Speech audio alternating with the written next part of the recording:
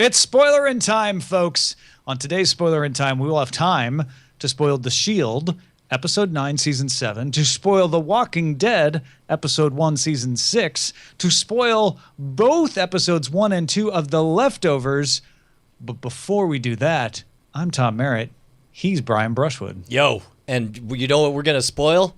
We're going to spoil, normally he doesn't get to find out how the teams are doing until tomorrow when he reads the movie draft minute. But guess what? We're going to spoil for one Roberto Villegas the current standings of the winter movie draft. Woo! Smooth. That was smooth. I don't think anyone caught it. That was good. Went great.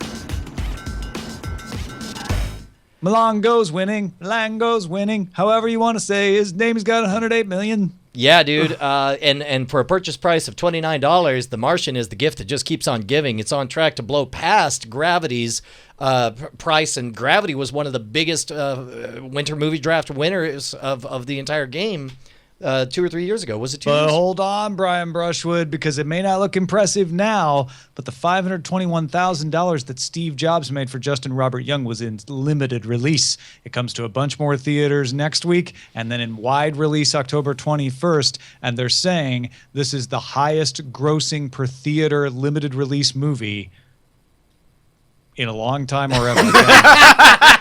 Really big. I mean, I don't want to put words in their mouths, but apparently they were saying this exact sentiment. the infamous they. Yeah, Justin paid 25 game dollars to Milango's 29. So about, what is that, like 80 or 90, 85% of the purchase price. Is it going to perform 85% as well as The Martian? I think that's the only downside, right? I think Steve Jobs is going to do really well. I don't know if it's going to do Martian well. Yeah, I don't think so either. But there's one thing there's no question about is that Pan took a giant old steaming pan. You got panned. That's not what that is. It's yeah. Clean that up. That stink you're smelling is the $9 that Brian Ibbett lit on fire for the shuffled around redheaded stepchild that went to Neverland and never made any money. Look, I have Gem and the Holograms. So I only paid $8 for that. I think that's gonna do. Like, there's a part of me that think that's gonna do fine because of the name Gem and the Hologram. No, it will not. I mean, it's gonna be a piece of crap. No, it's gonna be a piece of junk. And nobody's going to watch it. But I I love the fact that Tom is arguing for his loser cred. Like, hey man, I got Gem and the Holograms. All right. I paid a third of what he paid for Pan. It's gonna be a piece of crap. That's a guaranteed. I think it's gonna do better than Pan at least. Yeah, I don't know about that. We'll see. We'll see. Good luck to Pan everyone. already made $15 million. I'd be real surprised if Gem gets there. You would be surprised. You No, would honestly right. be surprised what makes money. We'll see. So coming up, we got Bridge of Spies. We got 3 movies, Crimson Peak and Goosebumps, all out this week. Tom has Goosebumps, which I think will probably win the day. Bridge of Spies and Crimson Peak are Ibbett joints because Ibbett just wants to throw all his money away in one weekend. Man, I'm enjoying having early movies. I got movies spread out all over the place. This is great. It's overrated. In fact, I think buying anything more than one movie is overrated. Should really just buy one movie and just wait. If you could buy only one movie. I was telling Brian this. I am looking forward to saying nothing more than when Brian Brushwood's name comes up. Still waiting for his first film in the movie draft minute. I am looking forward to nothing more to keep saying that over and over. You need to figure out different metaphors that mean the same thing, different ways to phrase it. It's gonna be weird. Okay, Challenge. Tom, shall we spoil The Leftovers? Let's do.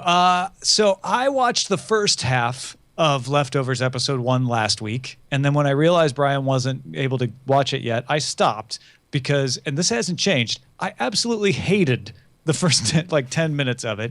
I was okay but bored with the next 20 minutes. I finished Episode 1 yesterday and then went on to watch Episode 2, and despite myself, finished watching Episode 2 last night.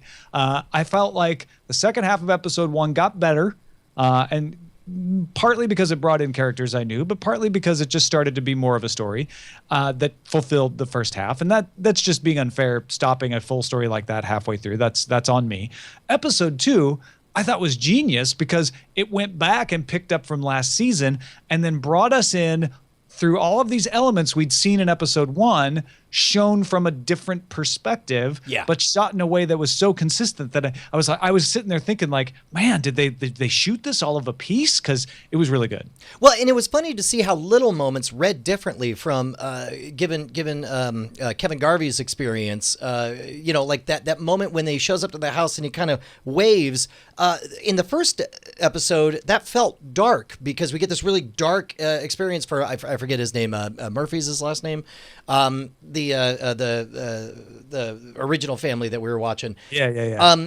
And it felt like a dark kind of haunted moment, but it felt light from Kevin's perspective, and that he's just sort of everything's tossed asunder. He's now, let's first of all, I feel like it's important to even justify why we're still sticking with The Leftovers. Obviously, right. There's something about the first season that stuck with you enough to be around for the second season. I know for me, it was a very, very slow burn to get up to the point where I cared about the characters, but I did by the end, and I felt the haunting strangeness of the guilty remnant. I thought was bizarre in this world where a genuine, indisputable supernatural event occurred. What does that change philosophically for things? The second season I find fascinating because they're introducing the idea of who says it's over? Who says any of this is over? And the fact that they introduce a quasi-scientific aspect to it, this little Deus Ex Machina with the MIT guys coming in and say, we think it's a geographic location thing. I think that where you are perfect science, right? Because I don't think it's Deus Ex Machina, simply because the MIT guys are like, we don't know we're right. We're scientists. We have a hypothesis. Correct. And we want to test it. And we feel like the best way to test it is to get places that are geographically interesting. I mean specifically the $2.6 million that fall into their lap that allow them to buy a ticket into the hottest property on the planet. That's just science grants, man. Everybody knows science makes all the money, Brian. That's fine. But I love that. I love those characters. I loved the fact that they tied up in a nice, neat bow what happened with Kevin Garvey and the fact that he buried a body in the forest with Doctor Who, and that there's this moment where it's like, let's drop all pretense, literally right now, say the worst thing, that the worst secret you're holding, and everyone does, and they're like, okay, we're all good, great. And I love the fact that Jill is his daughter, right? Is that right? Jill, I love seeing her tamed. I don't mean like under control or whatever, but she was in a very self-destructive spiral in the first season. And to see her as almost the anchor, the linchpin, saying like, hey, Dad, how about you not blow this up? And he's like, am I blowing it up? And she's like, oh, well, you've got potential. And then I loved seeing the family. I loved the darkness, the strangeness, where it's like, as chief firefighter, and again, I should really learn the main characters' names, is essentially a mob boss and decides, who comes and goes and all this stuff. And there's that nice little elegance of like, we know he burnt a guy's house down. Yeah. And then we see in episode 2, the Garveys show up and they're like, sorry, the house you were renting burned down. Yeah. Yeah. And so suddenly it's on one level, it could be episode 1, and they're like, wow, well, that's weird. Why did that burn down? I wonder what the mystery is. But because we've got episode 1 already under our belts, we're like, oh, now is that the one that Murphy burnt down or not? Like, it just, everything has that extra layer under it. And on both ends, right? The first half of episode 1 has the layer of last season underneath it. Yep. Where and man, what a healing moment for me personally when that cop convincingly says, I don't care about the guilty remnant. I totally buy it. Maybe it's because I'm watching The Shield, but I'm like, oh my gosh, this is perfect. Yes, this is the Garvey I want to see go away. The one who's all messed up and, oh, did I kill Patty and what do I do? He finally is like, you know what? I'm going to take responsibility. That's who I am. And he puts the body in the back of the truck and he makes himself get pulled over. And he's like, I've got a body in the back. And then the cop says, we don't care. And then Garvey is let off the hook and can honestly go to Texas now because it's not made up. Like, this is good story. This isn't hand waving. It all makes sense and the pieces fit together, as unlikely as they are. And this is what gives me hope for this season, is that they're paying attention to how these things interact rather than just dragging characters along in what I think is a really compelling story.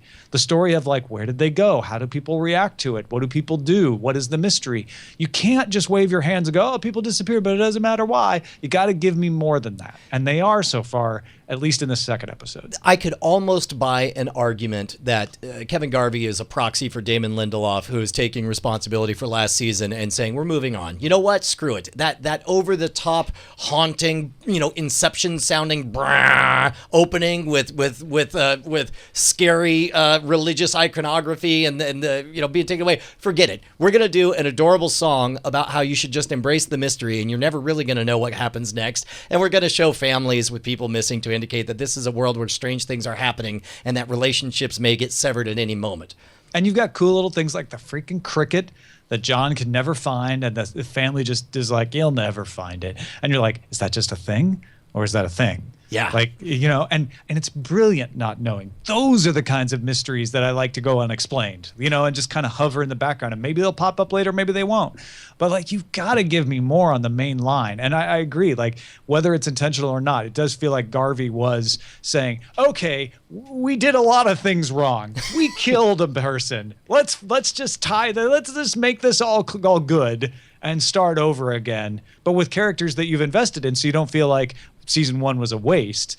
Because I actually like you say, I like Jill better now because she's shown growth, she's shown maturity, she's taking her dad in hand, and he needs that. And I like is her name, Nora? Is that yep, Nora? Yeah. I've always liked Nora, but I feel like Nora makes more sense now. And what's funny is I had the same reaction as you did of Garvey walking up the driveway. In the two different, getting such a different feel out of the two perspectives. And I felt the same way of you. When John's looking at him, it's dark. It's like, ooh, the Garveys look like an innocent family just moving in, but there's something dark going on. When we got it from Garvey's perspective, I felt like it was dark in a different way. That it was like, oh, John looks like the innocent guy here, and Garvey's just messed up because he's like, this isn't the way it was supposed to happen. We spent $2.7 million. I can't believe it. What am I getting myself into? And you didn't see any of that in episode 1. Yeah, and there was another point as well that I've already forgotten it because I'm too excited to jump straight to what an ending to episode 2. So there's this brief moment of okayness that washes over. Everybody's left their baggage. They're going to go head somewhere else. I loved the awkwardness of a Catholic priest taking over a Southern Baptist church for a while. I don't think he's a Catholic priest, is he? Wait, isn't he Father Jameson? No, I thought he was always a fundamentalist preacher. I thought he was he had the collar. I remember him in a collar. Lots of religions have the collar. Okay, well, I associated that with Catholicism. So then fine, that could be something else. But regardless, he's awkward as hell and has a very different style from that ministry. And that moment of kind of the rightness and then introducing a new set of darknesses, the darkness of the neighbor family, the darkness of all of a sudden this fully manifested. I love the fact that Kevin Garvey's dad no longer crazy. He just learned to shut up and say the right things, and he's going to go to Australia. On paper, this would look like such a hard left turn that I would be left dissatisfied. I was not. Everything was totally plausible. I bought all of it, and as a result, I bought the doubling down of the darkness in Kevin Garvey. And what an amazing twist! 2 episodes in, we have a twist where we get to totally reinterpret the vanishing of a whole river.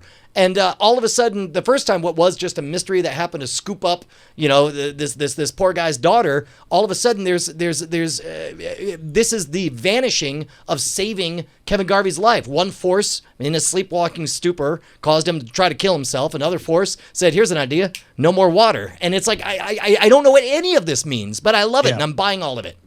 I agree, and with his dad, with Garvey's dad, the thing that made it okay was that he said, oh, so the voices are gone? I would have been okay with that. I'm like, oh, okay, so he healed, right? That wasn't really a thing. But because they're bringing Patty back and he sees Patty, that would have bugged me. But instead, he's like, oh, no, I just started listening to him.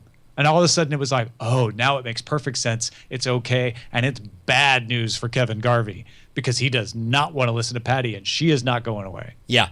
Real quick, NYC in the chat points out that he thought it was an earthquake that opened a crack, which, by the way, Tom, would give a very important justification for why they had that 15-minute vignette where they show that this is an area prone to earthquakes and that the ground splits open from time to time, which would explain in a non-supernatural way why all the water would vanish and maybe hint at a non-supernatural explanation for the vanishing of those girls. I think you could do that in a much better way than giving me somebody's 15-minute college. And again, yeah, I got kids, so maybe I was suckered in by the pregnancy and the giving birth to the kid and all that stuff. Also, I definitely full on teared up when they got awarded custody of Lily in a that was a great scene. In such a non-big moment to be like, yeah. So anyway, hey, do you also want this kid? And they're like, no, right? Because they're stressed out. Like, are we going to get him? Yes. Oh, I don't know. He's being so gruff. He's being so cold. I bet we're not going to get him. And it's like, no, you guys are pretty much perfect. By the way, I Lewis just don't Black really care about my job, and I'm dead inside. Do you want another one? Yeah, Lewis Black cleans up real nice. He looks great in that scene.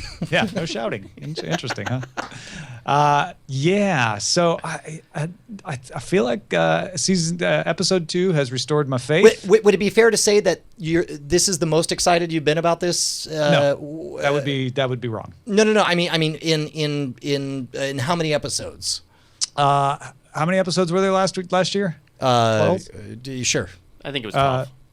What's that? I think it was 12. 12? Okay, this is the most excited I've been in 14 episodes. Oh, since it began? Yeah. I was more excited than this before it began. Oh, great. So yes. So in other words, yes, it's the most excited you've been yet since Maybe the show 13 started. Episodes. No. I was more excited before it began. Okay. And it only let me down from then until now. So I'm back to being excited again. Good. Yeah. What else we got on the agenda, sir? Well, we all watched The Walking Dead except for Brian. Oh, great. And you know how this goes, folks. We know what you do. You say, Brian, we don't care that you have lots of responsibilities. We don't care that you have a love-hate relationship with The Walking Dead. We're going to yell at you on Twitter anyway. So here's what we're going to do. I'm going to talk about The Walking Dead, and then Brian can catch up or not, right? I will. First of all, spoilers. There's people shuffle around as husks of corpses, and people shoot them in the head with miraculous headshots because everyone has the magical ability to shoot a head from 100 yards away. And somebody twists an ankle and almost dies, and then does die, or does Actually, he? you know what? A funny way to go about this year would be every episode I'll spoil it and tell you whether to watch it for next week. That's great. Let's keep going. Because I will say unequivocally, watch this one for next week. Oh, really? Episode 1 kicked off the season strong. They talked about should there be there will be more zombies this year, and they were not kidding. The other thing they did was they experimented with split storytelling. So they start towards the end of a story that takes place well after the end of season 1. If you remember, or last season 5. Season 5 ends with Rick executing the guy, and then what's our friend from before who walks up and says, "Hey, I used to be in Jericho. Also, Rick." Oh yeah. That's right. One of the first folks he meets, right? Yeah, and I need to call up IMDb because I'm totally blanking on his name. So that's where we end season 5. Season 6 starts off with them in a quarry filled with zombies, trying to figure out what to do with it because they know that it's going to be bad. But we don't know how they got there. We don't know what the deal is. And then it cuts to black and white flashbacks of what happened from the point that Rick executed the guy up until the planning of what to do with that quarry after it's discovered to the point of where it starts. And where the color part starts is something goes wrong in the quarry, and one of the trucks that's blocking the zombies falls off, and they realize whatever we're going to do, it's not a dry run anymore. We have to do it right now. Wow. In the chat, they're saying it's like Memento Walking Dead. They tell the story kind of in reverse. That actually sounds exciting. Yeah. Yeah, I mean, it sounds like something because I'm always a fan of when you change up how you tell a story, especially the idea of like telling it from always the best stories are told from like the middle, in my opinion. And I'm kind of excited to see that, especially doing black and white as your flashback versus kind of going to color. Like that seems already intriguing enough to watch that episode alone. Morgan is the name of the guy who walks up and is like, Rick? That's Morgan right. is acting as Rick's moral center.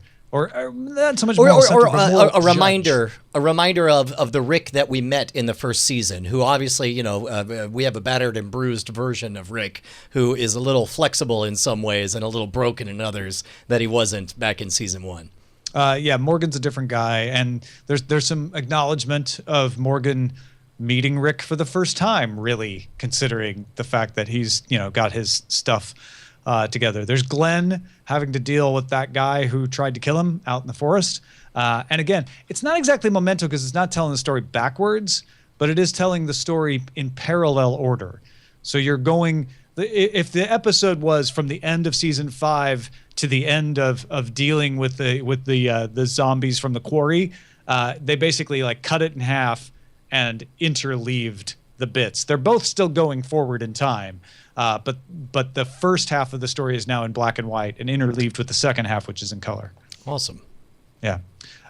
So anyway, I would watch it. I think it's good. I will, and so I shall. It's cliffhanger ending. Along with Fargo and all the other fantastic shows that are coming out. There's way too much to watch. It's an embarrassment of riches. It's an embarrassment of The Shield, episode 9, season 7. Man, are you okay? You go first. I don't even know where to begin, Brian. Because you haven't pulled up the summary yet. Is that why? Yeah, exactly. Vic closes in on Shane, Mara and their sick young son. Claudette dismantles the strike team. Pazuello offers Aceveda assistance for his mayoral campaign that he can't refuse.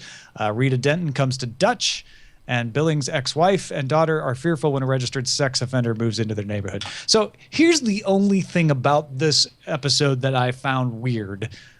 Is the Billings sub-story. And the only obvious explanation is that sub-story is going to set up some event that is integral in the next 4 episodes. But it did feel a little out of left field. Like, suddenly Billings has an ex-wife and daughter that we're supposed to care about, and there's a sex offender in the neighborhood, and we're dealing with kind of a really mundane season 2 type storyline from Billings that's short-circuited because they can't spend that much time with it because there's so many other crazy things happening. We also have to a little bit give short shrift to Wagenbach's story, which is him sort of continuing the seduction of the serial killer kid's mother, and then having to reveal that, I can't cross that line, lady, because I really am worried about your son, and blowing it, essentially, and turning her against him, and basically indicating that the son may end up killing his mom. All of that really secondary, because the rest of the story is, as it should be, taken up with Shane's run and his dealing with Vic and Corinne, and accusing Corinne correctly of having Vic coach her and having Vic there, and Shane getting on the phone telling him you can't do that. Vic's not a cop anymore. Shane knows that. And so it's a really, really good cannonball run-ish episode, right? That's so funny because this is the first episode, and this is the first episode that my memory of this area of the season, if not this specific episode, was much, much better than the actual episode itself. Essentially, you see virtually no progress at all on the Vic Shane stuff. You see this mild stalemate of like, oh, your wife is on your side. Well, yeah, duh. And, maybe the Billings thing pays off. I had no memory of it. I didn't even remember any of that. Yeah, it just felt like a weird, maybe I can give them credit for trying to humanize what previously was a cartoon character, but to what extent and for what benefits. Same with the Wagenbach thing.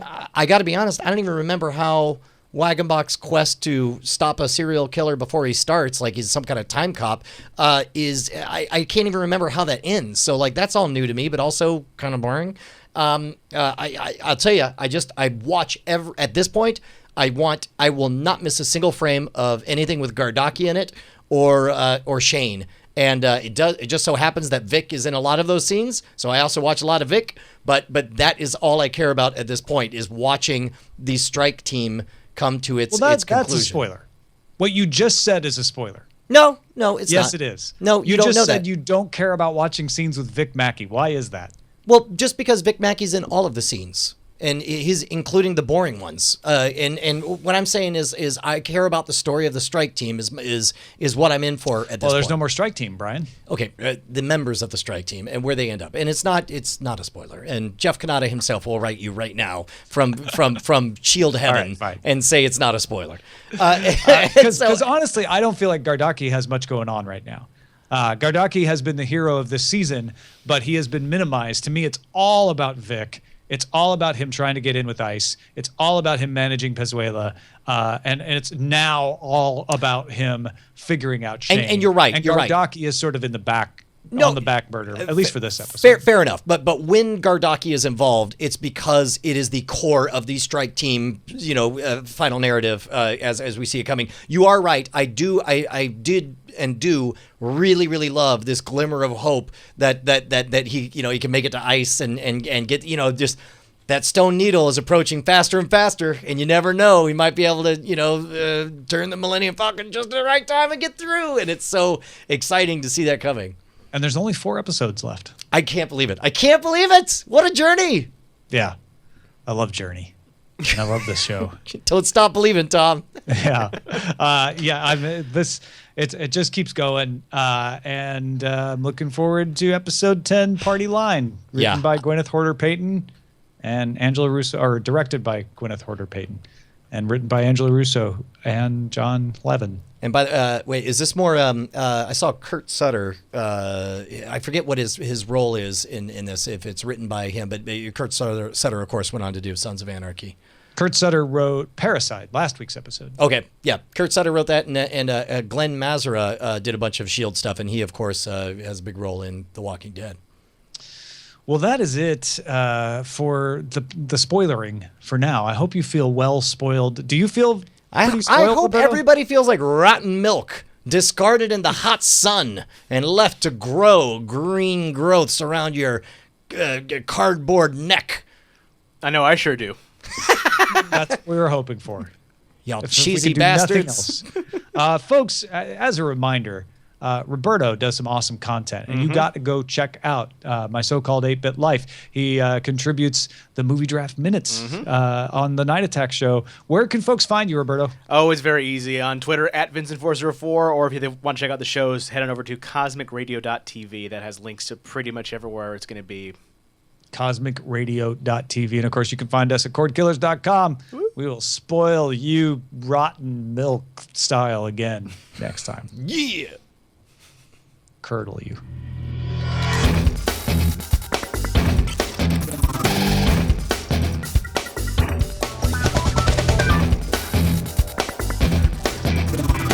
Diamond Club hopes you have enjoyed this program.